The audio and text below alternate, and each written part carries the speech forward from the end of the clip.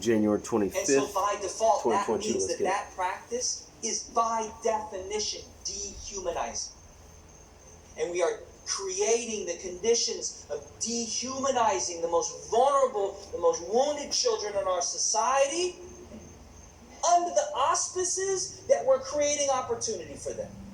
Under the auspices that we're committed to rigor. Because it just wouldn't be fair to not have academic rigor for you when we're so academically rigorous in Piedmont. When everybody knows that if this happened in Piedmont, there would be no questions about your chemistry homework. We'd go to the heart space.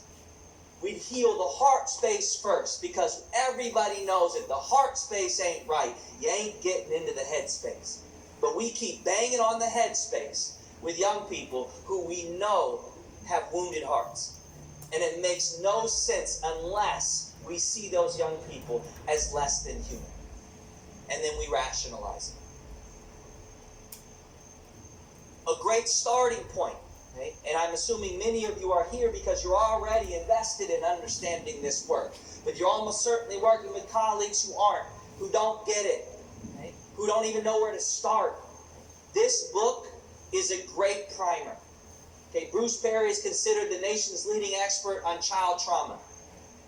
And this book is a great resource for anybody who doesn't really understand how trauma operates in the body and how it actually manifests with children in day-to-day life. And the great thing about Perry's book is that every chapter is a case study of a young person or a group of young people that Bruce worked with that experienced all kinds of different forms of childhood trauma. And I promise you, if you work with young people and you read this book, you will see the youth that you serve. You will see them in the stories that he tells. And it will transform the way in which you see them. And that's the first step, is to seeing the way in which children are acting differently. As long as we categorize it as bad behavior, then we'll respond to check down that behavior. But when we understand it as a normal human reaction to what they're carrying, then it totally changes the way in which you respond. You move from a space of sympathy to a place of empathy. The move is from sympathy to solidarity. Do you understand that the children that we serve, that their suffering is our suffering? And until we can make that connection, it's really hard to make an empathic connection. And so what we end up doing is treating the trauma instead of healing the trauma. Now, y'all work in different kinds of spaces, but for those of you that are working in kind of mainstream school or school-like spaces, I'm assuming that you are data-driven. Yes? How many school-based educators here? Okay, y'all data-driven? No? Yep, I don't know what school you work at. That's the national mode of operation. Everybody's data-driven. Okay? And you may not actually be data-driven, but you're saying you're data-driven. Okay? And I actually think that that's fantastic. I really honestly do. Okay? No sarcasm at all. I think we should be data-driven. Okay? I got here today because I know where this place is. But normally when I get to a place, right, I have to use Waze. So I put in data. Do I not? Okay? Call it an address, which is data. And then it gets me to where I'm going. What happens if I put in the wrong address? I'm going to get somewhere, but I'm not going to get where I'm supposed to be going. It's not about being data-driven. It's about being driven by the right data. And the problem is that we are data-driven. We're just driven by the wrong data. And so if you're looking at data and it's not getting you the outcomes you want with young people, then change the damn data you're looking at. Otherwise, you're going to keep ending up in the wrong place, and you can't blame Waze for taking you to the wrong address if you put the damn wrong address in. Right? It's not Waze's fault. It's the user's fault. Okay? And so I want you to be data-driven. I want schools to be data-driven. But I want us to really think about the data that we're using to drive us in the direction that we're going. Because we're not ending up in the right place right now. Now here's some data for you. This is from the national data set on youth trauma. 1 in 3 urban youth display the symptoms of mild to severe PTSD. 1 in 3.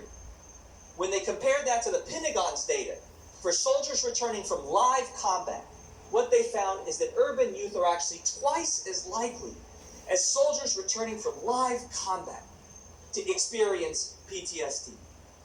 If you worked in a setting where 100% of your clients, your students, your families, 100% were combat vets, what is the training you would want? You'd want trauma training, for sure, undeniable, top of your list. Well, if you work with urban youth, you're twice as likely as somebody working in that environment to experience trauma coming from your youth. And in 2011, Harvard School of Public Health said, actually, these young people don't have PTSD. Because PTSD stands for what? Post-traumatic stress, which makes sense for the soldier because the soldier leaves the battlefield. But what about young people? Right, they're going right back into it. So in 2011, Harvard School of Public Health released a completely new diagnosis called CPTSD to describe what they're seeing in the neurology and the biochemistry of young people that are exposed to unrelenting toxic stress. Because what they're saying is that what they're seeing in these young people's bodies is actually more complex than what we see in soldiers who have left the battlefield. Now, David Williams, who's also at Harvard School of Public Health, gives what for me is kind of the money equation for how do you start to then respond. And he says the biggest threat to health is the accumulation of multiple negative stressors without the resources to cope. Who does that describe? Which young person does that describe?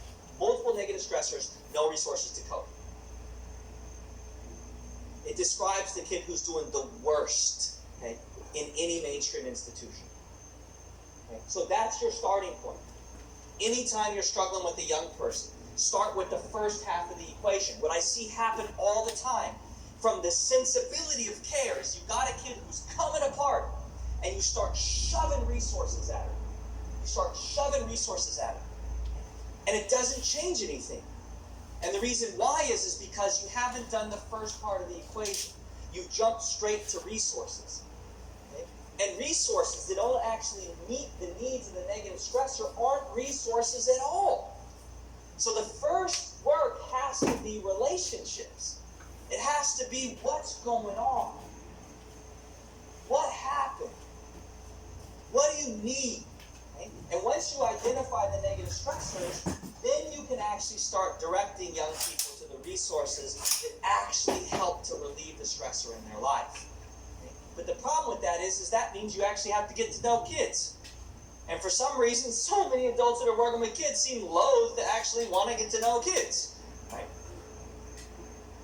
The reason that the accumulation of multiple negative stressors is so dangerous is because of what it does to your allostatic load. Okay, so I want everybody leaving conversant in this term if you're not already. Now let me just start by saying that everybody in this room currently has load. Right? Everybody has an allostatic load. Right? And the reason for that is because stress is a normal part of the human condition. Right? Is there, I mean, let's be clear, like there's only one group of people on the planet that don't have stress. Dead people. Okay, so don't worry, it's guaranteed, right? You're headed for a stress-free life. Don't rush it. Okay? Stress is a natural part of the human condition. Okay? And stress is actually good for your body. So under normal conditions, this is what stress looks like when we map it in your body. Okay? So I'll give you an example from mine. The first time I tried to ask my wife out. Highly stressful event. Okay? Folks joke with my wife all the time. They're like, don't you ever, worry because he travels all over the world, he's staying in hotels, he's meeting all these single people, and she goes, no. I said, well, why not? She says, because he has no game. Okay? So, it's completely true. So my no game ass is literally sitting over in a corner saying to myself things like, your mom says you're handsome, your mom says you're handsome, your mom says you're handsome. And I'm going across the room to go talk to this amazing, beautiful woman, and I'm not going to tell you what I said because it's not important. I'll tell you what she said. No. But I'll take yours. So I give her my number, okay? And as I'm going across the room, okay, to try and talk to her, what's going on inside my chest? Why are you nodding and laughing at me right now? This is not appropriate. What's going on inside my chest? Right, it's pounding, right? And that is what the medical field refers to as a physiological response over time. Activity in your body, that's the uptick. Is this rushing through the body, right, of all these chemicals and enzymes to allow you to deal with the stress event. Right? The one that you'll be the most familiar with is adrenaline. The one that you should be the most familiar with is cortisol. Because the medical field has been able to directly link the overproduction of cortisol to the big four unnatural killers in our society. Type 2 diabetes, heart disease, hypertension, also known as stroke, and cancer. And what's important in that research is the word unnatural. Those four things do not naturally occur in the human population. They are caused by unnatural conditions, thus the name of the film series from PBS, Unnatural Causes. Toxic stress, unrelenting toxic stress. The overproduction of cortisol in the body is not natural. And yet, it's become normed for so many young people in our society. But that's not what we're talking about right now. We're talking about a normal stress event, where my body produced adrenaline, cortisol, and all these other chemicals to allow me to deal with the event, okay? And then the exchange happens, and I go and I start walking away, and then what happens inside my body? Slowly, right? Not back to normal, right? But what the medical field refers to as a recovery period. A slow, steady decline back to normal levels in my body. That is a normal stress event. That is actually good for your body. That is not what we're talking about. This is what we're talking about. Toxic stress. And when we map toxic stress events in the body, the graph looks totally different. And so I joke with high school teachers all the time, because this graph is kind of like this for a high school kid. First period, second period, third period, fourth period, fifth period. And then I joke with principals and superintendents all the time, because for teachers it's kind of like this. First period, second period, third period, fourth period. Now, this graph period, okay, where you see it bracketed, is the same time period as this graph period. And what do you notice about the difference in the slope between this graph and that graph? It's steeper. On which side? Both. And that's what kills you. It is a radical influx of chemicals in your body with no recovery period, because you're literally bouncing stressor to stressor to stressor, thus the term repeated hits. This is what it looks like when you accumulate multiple stressors in your body. You're constantly getting hit, right? And your body's biorhythms are all over the place. And eventually, right, that can lead to this, what the medical field refers to as a lack of adaptation. Okay, these little deltas that you see all over the... What does that for my science and math people mean? Change, right? And so literally we're getting these waggles in the biorhythm. The biorhythms aren't even as clean anymore. Eventually, hey, that can become this kid. Okay? This is your hypervigilant kid. This is a kid who's walking through the hallway and gets bumped and is immediately ready to fight. Right? The kid who just can't have anybody in his or her space. Right? That's what's actually going on in their body. They are on high alert, fully stimulated, right, because of the unrelenting stressors in their life. They're literally in survival mode. And ultimately, you stay there long enough, right, and you begin to see this child. And this is the child that can literally look at violence and be deadpan. Because it's not that they don't care, it's that they're literally exhausted. They can't even muster a response anymore because they're just so done. This is what's happening inside kids' bodies. And if, as educators, we can begin to learn to read the outward signs of these things, right, then we can, in any of these moments, right, with fairly simple interventions, we can begin to create this, right, the de-escalation of that hypervigilance, of that trauma, toxic stress experience. The reason this is so deadly, okay, is because of what's actually happening inside their bodies. Arlene Geronimus has referred to this as weathering. Now, Arlene is at University of Michigan Ann Arbor School of Public Health, and her work on stress completely changed the conversation in the field.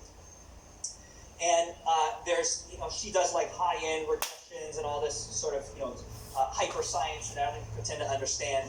But this issue of Miller McCune has a great summary of about 20 years of her work. Okay? And what I love about Arlene's work is that she is one of the first researchers to stop isolating stressors.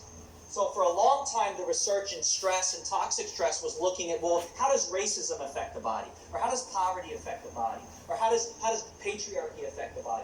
And what Arlene said is, well, that's all well and good in a lab, but in real life, you're getting hit from multiple different stressors all the time. And so what I want to understand, this is Arlene, what I want to understand is, what does it look like when you have an intersection of multiple negative stressors, right? Unrelenting stressors. And so she did longitudinal studies of the lives of poor black women. So she caught 3 mega social stressors: race, class, gender. And what she found completely changed the conversation in the field.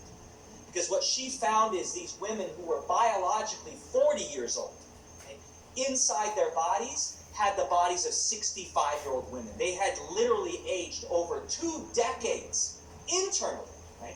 Externally, right, they're affectively holding the body of a 40-year-old. So we see them as a 40-year-old, but internally, they're literally weathering.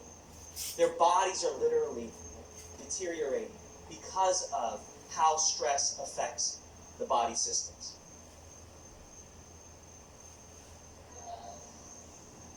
So at this point, people are like, I gave up a Saturday for this, but this is a trauma conference, so y'all already knew. That's why, if you want to exit now for your trauma counseling, you can.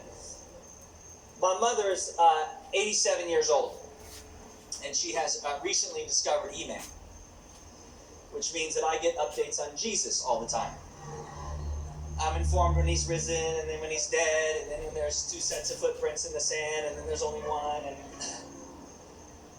so a few years back, I did this talk at Harvard. It was me and Arnie Duncan, and Arnie Duncan went first, and then I went on and explained why everything he said was wrong.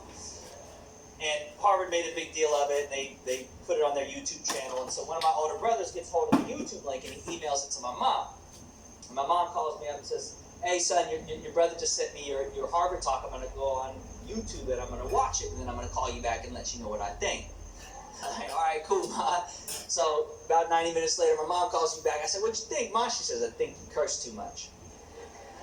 Now, the good thing about my mom is she does not text message. And if you don't know what that means, don't worry about it. It's not actually important. And what is important is that the medical field is actually clear about the fact that we're not screwed at all. And what the medical field has found is that the biggest protective factor in the lives of young people experiencing toxic stress is hope. The medical field is literally now measuring hope. Now, I'm an English teacher, so I like the word hope, because if you look it up in a dictionary, you'll find that it's both a noun and a verb. It's a dynamic word. It's both a thing and an action. And as I said, the research community has become increasingly interested in hope. Some of my favorite work comes from psychology, the work of Charles Schneider. He developed something called the Children's Hope Scale. We literally use the Children's Hope Scale in our high school classroom. 2 of my co-teachers are sitting right here. We did the first study in the nation, longitudinal study of hope in the classroom, looking at what actually happens to children's hope levels when they're exposed to a culturally and community responsive ethnic studies framework curriculum. Okay? And my favorite definition of hope actually comes from a faculty member here at UC Berkeley. In the School of Public Health. His name is Lynn Syme. Right? And Lynn defines hope as a sense of control of destiny. And I don't know why y'all got into this work, but that's why I got into this work. Because I wanted young people in my community to have a greater sense of control over their own destiny. And what I found in doing this research is that I'm actually not a teacher at all. That I'm a hope dealer. And I'm a hope dealer battling dope dealers. And when I say dope dealers, I'm not talking about the cat standing on a corner pushing nickel bags. I'm talking about the hope dealers like Pearson and Hope Mifflin and testing companies that teach our young people to hate themselves for the color of their skin and the texture of their hair and the color of their eyes and the language they speak and the community they come from and who their ancestors are. That's dope. And you push that dope into a young person's veins long enough and they end up on the corner buying nickel and dime bags to begin to deal with the pain that that dope pushed into their system. It's putting on them. There's only one way a young person gets their finger on a trigger and points it at somebody that looks just like them and cocks the hammer back. Only one way. And that's if they hate themselves. And that is a learned behavior.